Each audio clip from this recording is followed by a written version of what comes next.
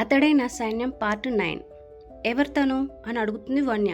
Daddy వాళ్ళ చెల్లెలు కూతురు అని చెప్తాడు వషి. నీకు మరదల్? అవును. తను బాగుంది కదా, తననే చేసుకోవాల్సింది పెళ్ళి, నేనెందుకు? కొట్టానంటే లెగవడానికి నీకు 2 రోజులు పడుతుంది, అర్థమవుతుందా? కోపంగా అంటాడు అతడు. ఎందుకు కోపడుతున్నారు? బిక్కముఖం వేసుకుంది తను. పిచ్చిగా వాగుతుంటే ఇంక నేను నిన్ను బుజ్జగిస్తూ సాఫ్ట్గా మాట్లాడాలా నేను? అరవకండి, నాకు భయంగా ఉంది. అప్పటికి కన్నీళ్లు తిరుగుతుంటే అంది తను.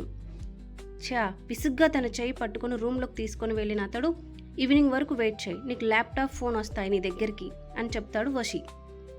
నాకు బోర్ కొడుతుంది, అప్పటి వరకు నన్ను విసిగించకు వన్య. నన్ను అసలు ఎందుకు తీసుకొచ్చారు మీరు? అరుస్తుంది తను. బోర్ కొడితే అమ్మ వాళ్ళతో నానమ్మతో మాట్లాడుతూ ఉండు, నాకు వాళ్ళతో మాట్లాడాలని లేదు. నువ్వు లైఫ్ లాంగ్ ఈ ఫ్యామిలీతోనే కలిసి ఉండాలి, ఇది నీ ఫ్యామిలీ అని అంటాడు వషి. చెప్పిందే చెప్పడం అనేది నీకు బోర్గా అనిపించట్లేదేమో, వినడానికి నాకు చాలా చిరాగ్గా ఉంది. అతడి డైలాగ్నే తిరిగి చెప్తుంది వన్య. కనిపించేంత అమాయకురాలు కాదు నువ్వు. Thank you. వింటావా నా మాట? అస్సలు వినను, వెళ్ళండి మీరు అని చెప్తుంది వన్య. కోపం వస్తుంది తన బిహేవ్ చేస్తున్న విధానానికి. అయినా తగ్గి చెప్తుంటే వినిపించుకోవట్లేదు. గట్టిగా అరిస్తే కన్నీళ్ళు పెట్టుకుంటుంది.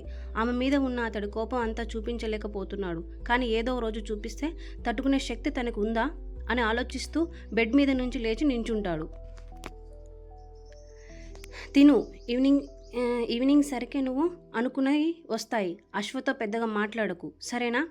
నేను ఆయనతోనే మాట్లాడతా కచ్చగా అనుకుంది, కానీ బయటికి చెప్పలేదు. గుడ్లగోబల చూడకు, చెప్పింది చెయ్యి అని అక్కడి నుండి వెళ్ళిపోయాడు వశిష్ఠ. ఎందుకో బాధగా అనిపించింది. కొత్తగా ఈ ప్లేస్, ఇంట్లో జనాలు ఏమీ తనకి నచ్చట్లేదు. మోకాలి దగ్గరికి లాక్కొని తన వాటి మీద గడ్డం ఆనించి కన్నీళ్ళు పెట్టుకుంది. వర్క్ ఉండటంతో దేవకి ఆంటీకి వన్య గురించి చెప్పి వెళ్ళిపోయాడు వషి ఆఫీస్కి. ధర్మ తన కాలేజ్కి, అహల్య అలసటగా ఉన్నా కూడా హాఫ్ డే డ్యూటీ కనుక హాస్పిటల్కి వెళ్ళింది. రాఘవ్ గారు, లక్ష్మణ్ గారు కూడా వెళ్ళిపోయారు వాళ్ళకి ఇచ్చిన వర్క్ చేసుకోవడానికి. అమ్మాయి గారు తినడానికి రండి అని పిలుస్తుంది దేవకి గారు. నాకొద్దు అని చెప్తుంది వన్య. వద్దంటే ఎలా అమ్మాయి గారు, నానమ్మ గారు పిలుస్తున్నారు రండి అని పిలిచింది దేవకి మరోసారి. నాకు వద్దని చెప్పానా, విసిగించకండి నన్ను ప్లీజ్ అంది వన్య. తను ఎందుకో బాధగా ఉందని అర్థం చేసుకున్న దేవకి గారు తనను కదిలించకుండా అక్కడి నుండి కిందకి వెళ్ళి టిఫిన్ ప్లేట్ తీసుకొని పైకి, ఇక్కడ పెడుతున్నాను అమ్మాయి గారు, మీరు తినాలి అనిపించినప్పుడు తినండి, ఏదైనా అవసరం అయితే నన్ను పిలవండి, నేను కింద ఉంటాను అని అక్కడి నుండి వెళ్ళిపోతుంది దేవకి. ఆ ప్లేట్ వైపు కూడా చూడలేదు తను. ఎంత అల్లరి చేసే తల్లి దగ్గర ఎంత ముద్దుగా చూసుకునేది కౌసల్య గారు. తనని తినను అంటే వెంటపడి మరీ తినిపించేది. ఆ గారాలు తండ్రి దగ్గర అస్సలు ఉండవు. అయినా ఉంటే ఇల్లు ఒక లైబ్రరీలా ఉండేది. ఆయన ఉంటే ఒక ఇల్లు లైబ్రరీలా ఉండేది. హోలికతో ఒక్కరోజు కూడా నవ్వుతూ మాట్లాడింది లేదు. ఇప్పుడు వన్య అందరికంటే ఎక్కువ మిస్ అయ్యేది తన అమ్మనే, తర్వాత యక్షని, తన బెస్ట్ ఫ్రెండ్. ఆఫీస్లో జాయిన్ అయిన కొన్ని డేస్నే అయినా ఇద్దరు కలిసి చేసిన అల్లరి ఫన్ ఎంతో. మిస్ యూ అని అక్కడ లేని వాళ్ళ గురించి అనుకున్న తను అలాగే బెడ్ మీద వెనక్కి వాలి కళ్ళు మూసుకుంటుంది. కళ్ళు మూయలేదు, కళ్ళ వెంట తడి ఆరట్లేదు. అలాగే పడుకుంది తను. ఎంతసేఫో అది. ఆఫ్టర్ లంచ్ చేయడానికి దేవకి గారు పిలిచారు, పలకలేదు. దగ్గరికి వస్తే ఆవిడ అలికిడికి కళ్ళు మూసుకుంది. అమ్మాయి గారు అని పిలుస్తుంది కాస్త గట్టిగా. నిద్రపోతున్న వాళ్ళు అయితే లేచేవారేమో, నటించేవాళ్ళు కాదుగా, అందుకే కళ్ళు తెరవలేదు తను. మరోసారి 2 సార్లు తట్టి పిలవడంతో కళ్ళు తెరిచింది తను. ఏంటి అని అడిగింది వన్య అప్పుడే నిద్ర లేచినట్టు. లంచ్ చేయాలి మీరు, మార్నింగ్ కూడా ఏం తిన్నట్టు ఉన్నారు మీరు అని అడిగింది. నాకొద్దు ప్లీజ్ విసిగించకుండా వెళ్ళమని కాస్త సీరియస్గా చెప్పింది తను. బేసిక్గా అలా మాట్లాడడం తనకి చేత కాదు, కానీ కోపం బాధతో ఉంది అందుకే అనేసింది. తర్వాత ఇలా మాట్లాడినందుకు ఎన్నిసార్లు చెప్పుకుంటుందో మరి. వన్యనే చూస్తూ కిందకు వెళ్ళింది దేవకి. అప్పటి వరకు ఆపుకున్న కన్నీళ్లు వదిలింది వన్య. కాసేపటికి డోర్స్ తెరుచుకున్న సౌండ్ వినిపించిన కళ్ళు తెరవకుండా అలాగే ఉన్న తను ప్రిన్సీ అని వినిపించిన సువర్ణ గారి గొంతుకి తక్కువన లేచి కూర్చుంటుంది తను.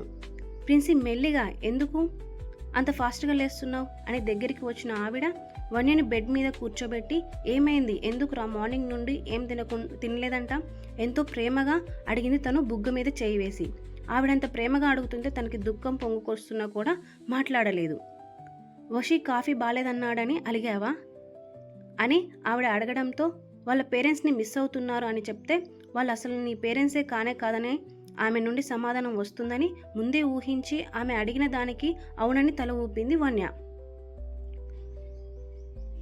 దీనికి ఎవరైనా అలుగుతారా? వషీరాణి వచ్చాక నీకు సారీ చెప్పిస్తా అన్నారు ఆవిడ. చిన్నగా నవ్వలేక నవ్వింది వన్య. ఇలా నవ్వుతూ ఉండు తల్లి, నీ సంతోషం కోసం ఈ నాయనమ్మ ఏమైనా చేస్తుంది అర్థమైందా అని అడిగింది లాలనగా. అంది చిన్నగా తను. దేవకి అని ఆవిడ హ్యాండ్ చాపగానే ఆమె చేతిలో ఫుడ్ ప్లేట్ పెడుతుంది దేవకి.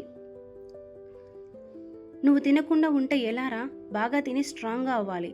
ఇలా రూమ్లోనే ఉంటే నీకు బోర్ కొడుతుంది. కిందకు వచ్చి అందరితో కాస్త మాట్లాడుతూ ఉండు అని చెప్తూనే తన నోటికి ముద్దను అందిస్తుంది ఆవిడ. నేను తింటా నానమ్మగారు అంది ఇబ్బందిగా. నువ్వు చిన్నప్పుడు నేను తినిపించలేకపోతే అసలు తినేదానివి కాదు తెలుసా. మీ అమ్మ పెట్టడానికి చూసినా సరే నాకు నానమ్మనే పెడుతుందని నా దగ్గరికి వచ్చేదానివి. నీ ఎల్లరితో ఎంత సరదాగా ఉండేదో ఈ ప్యాలెస్ అని తన చిన్నప్పుడు విషయాలు చెప్తూ తినిపిస్తుంది మొత్తంగా. లాస్ట్లో ఒక ముద్దతో తిన్న కంచంతో తన తల చుట్టూ తిప్పిన ఆవిడ తనకు తాగడానికి వాటర్ అందించింది. టీవీ అయినా పెట్టుకొని చూడు, ఈవినింగ్ అలా వషి వచ్చాక నిన్ను బయటకు తీసుకొని వెళ్ళమని చెప్తా అన్నారు ఆవిడ. ఆ మాటకి కాస్త హుషారుగా వచ్చింది వన్యలో. రెస్ట్ తీసుకోరా అని నవ్వుతూ మనవరాలి తల మీద ముద్దు పెట్టి అక్కడి నుండి వెళ్ళిపోతారు సువర్ణదేవి గారు. అదే గదిలో అటు ఇటు తిరుగుతూ ఆలోచిస్తుంది తను. నిజమే, ఇలా ఆలోచిస్తూ ఏడుస్తూ కూర్చుంటే ఎలా? అసలు ముందు ఈ ఇంటి గురించి తెలుసుకోవాలి, ఏదైనా దారులున్నాయేమో చూడాలి అని అనుకున్న తను బయటకు వెళ్ళటానికి డోర్ వరకు వెళ్ళిన తను టక్కున ఆగిపోతుంది. దారి కోసం వెళ్తుంది కానీ తిరిగి వచ్చేది ఎలా అని ఆలోచిస్తున్న తను పరుగున డ్రెస్సింగ్ రూమ్లోకి వెళ్ళి అక్కడ ఉన్న బొట్టు పిల్లల కవర్ తీసుకుంది. ఇప్పుడు వెతకాలి ఏదైనా దారి అని అది అందుకొని బయటికి నడిచింది వన్య. అది తన గది అనే గుర్తుగా డోర్ మీద ఒక స్టిక్కర్ అతికించింది. అక్కడి నుండి తను వెళ్ళిన ప్రతి మలుపులో దారి తనకి మాత్రమే తెలిసేలా చాటుగా అతికించుకుంటూ వెళ్ళింది. అలా ఎంత దూరం వెళ్ళిందో కూడా తనకి తెలియట్లేదు. చాలా దూరం వెళ్ళిన తనకి అన్ని దారులు ఒకేలా కనిపించి తక్కువన ఆగిపోయింది. మాయాబజార్లో ఉన్నట్టు అనిపించింది తను. నిశ్శబ్దంగా ఉన్న ఆ ప్రదేశంలో చుట్టూ చూస్తూ ఉంది. వన్య అని తనను ఎవరో పిలిచినట్టు భ్రమపడి ఉలిక్కిపడింది తను. వీచే గాలి కూడా ఇంత భయంకరంగా ఉంటుందని తనకి మునుపెన్నడూ తెలియలేదు. ఎవరో తన దగ్గరికి వస్తున్నట్టు ఫీల్ అయ్యి అదిరిపడి వెనక్కి తిరిగింది.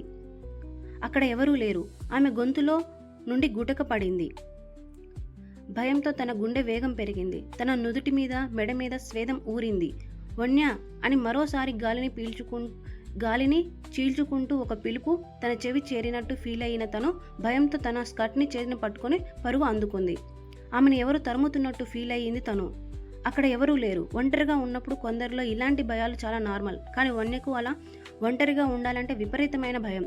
అదో రకం ఫోబియా, మోనోఫోబియా. దారిని గుర్తించడం కోసం పెట్టిన స్టిక్కర్ సంగతి మర్చిపోయింది. భయంతో ఎటు వెళ్తుందో కూడా తనకు తెలియట్లేదు. అతడు తనని ఎవరు తరుముతున్నట్టు ఫీల్ అయ్యి తను ఆగకుండా పరిగెడుతుంది. ఆమె అందల సవడి ఆ ప్రాంతం అంతా ప్రతిధ్వనిస్తుంది. వెనక్కి చూస్తున్న ఆమెకి ఒక భారీ పర్సనాలిటీ అడ్డుపడడంతో దబ్బున వెనక్కి పడింది.